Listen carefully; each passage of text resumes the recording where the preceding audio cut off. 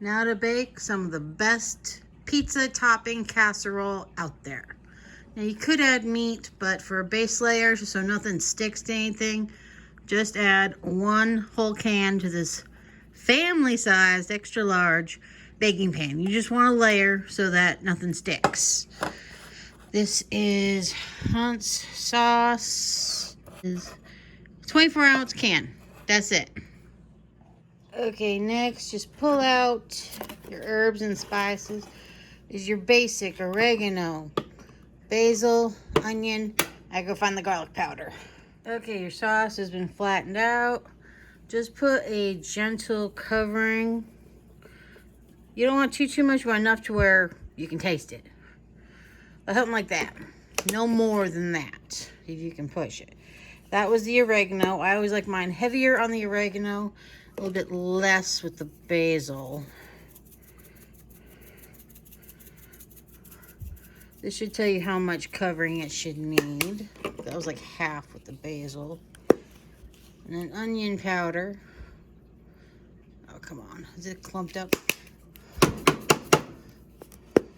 There we go.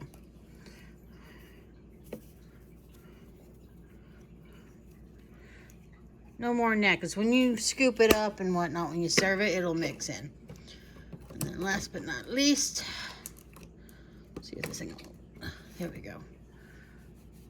Just the littlest bit of garlic powder, very gentle dusting up one side and then down the other.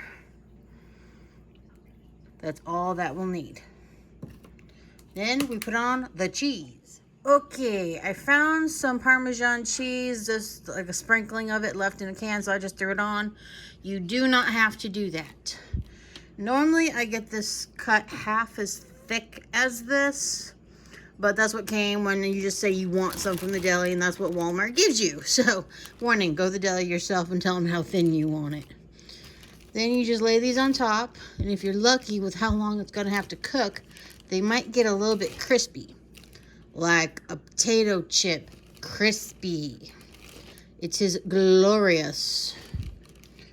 And we'll be baking this at 350 for like half hour, 45 minutes at least, because over baking it is never wrong. Under baking it, your taste buds will not thank me. Now for the Fiesta Resistance.